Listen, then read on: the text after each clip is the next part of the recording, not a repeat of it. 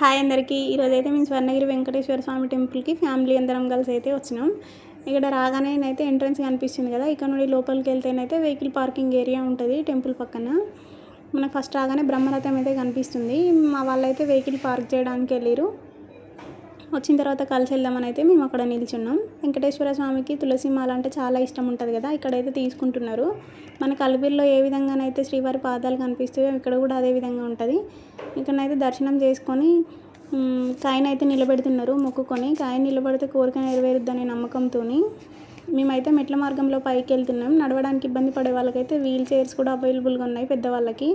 పైకి వెళ్ళగానేనైతే ధ్వజస్తంభం, గోపురానికి ఎదురుగానైతే ధ్వజస్తంభం అయితే ఉంది.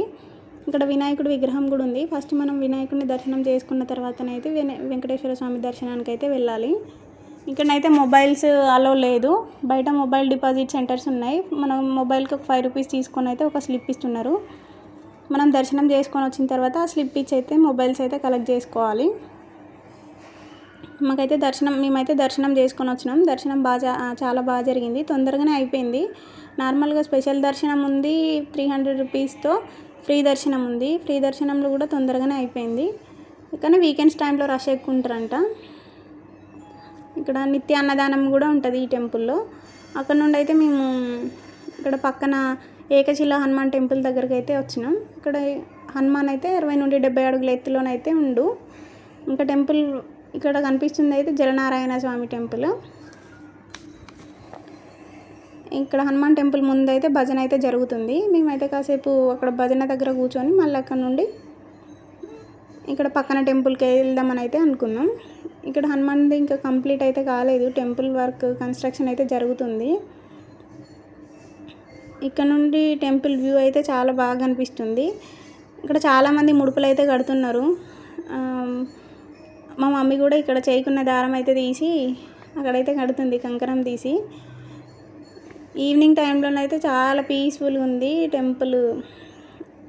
బాగుంది వ్యూ కూడా. పైనుండి చూస్తే కింద వ్యూ కూడా చాలా బాగా అనిపిస్తుంది.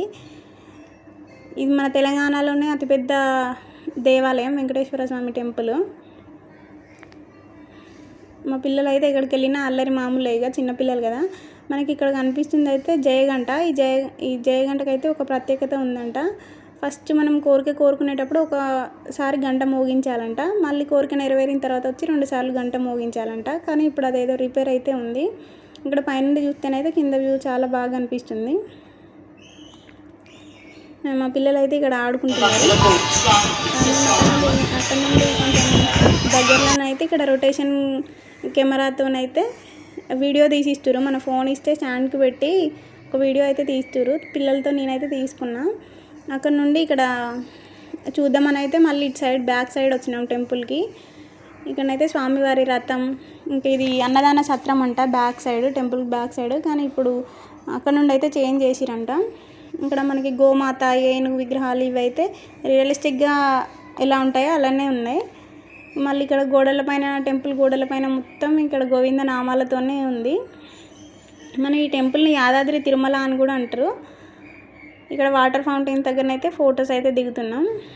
మా బాబునేమో ఫోటో దిగుతూ చేయి అంటే చేయి వేస్తుండు, చెప్తే వినడు కొన్నిసార్లు.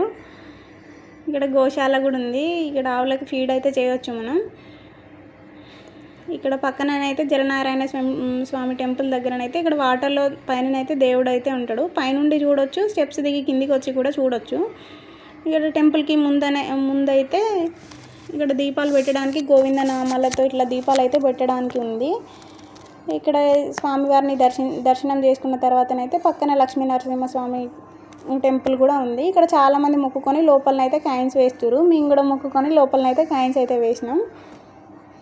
మనకి ఇక్కడ పక్కన కనిపిస్తుంది అయితే అది లక్ష్మీ నరసింహస్వామి టెంపుల్. మేము ఇక్కడ ఆత్రేయపురం పూతరేకులు అని ఉంటే తీసుకున్నాం షాప్లో, కానీ అవైతే ఏం టేస్ట్ బాగాలేవు.